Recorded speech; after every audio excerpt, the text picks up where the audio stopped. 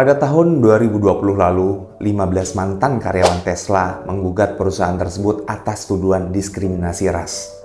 Para penggugat menuduh bahwa mereka sering menjadi sasaran komentar dan perilaku rasis oleh rekan kerja, manajer, dan karyawan divisi sumber daya manusia.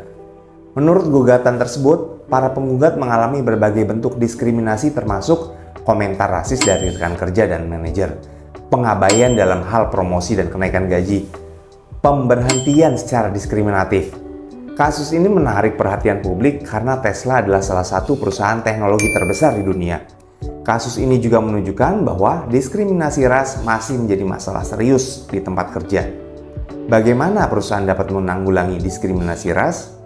Berikut adalah beberapa hal yang dapat dilakukan. Pertama, miliki kebijakan dan prosedur yang jelas dan adil. Perusahaan harus memiliki kebijakan dan prosedur yang jelas dan adil yang melarang diskriminasi ras. Kebijakan ini harus mencakup aspek-aspek penting seperti perekrutan, promosi, pemberian kompensasi, dan pemutusan hubungan kerja. Kedua, tingkatkan pemahaman karyawan tentang hak-hak mereka.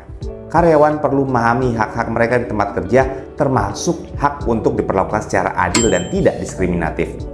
Perusahaan dapat meningkatkan pemahaman karyawan tentang hak-hak mereka melalui berbagai program pelatihan, seperti pelatihan anti-diskriminasi. Ketiga, ciptakan budaya perusahaan yang mendukung inklusi dan keberagaman. Budaya perusahaan yang mendukung inklusi dan keberagaman akan mendorong karyawan untuk merasa diterima dan dihargai terlepas dari perbedaan mereka.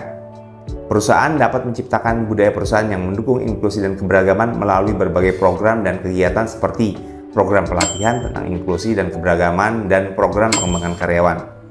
Tesla telah membantah tuduhan diskriminasi ras.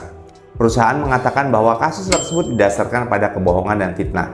Namun, kasus ini tetap menjadi pengingat bahwa diskriminasi ras masih menjadi masalah serius di tempat kerja.